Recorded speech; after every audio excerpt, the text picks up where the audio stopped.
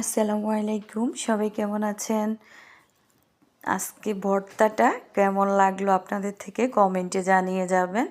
এই ভর্তাটা আমাদের ছোট মেহমানরা খাচ্ছে, কিন্তু খেতে অনেক অসাধারণ হয়েছে। তো আজকে ছোট মেহমানদের জন্য ভর্তা তৈরি করলাম।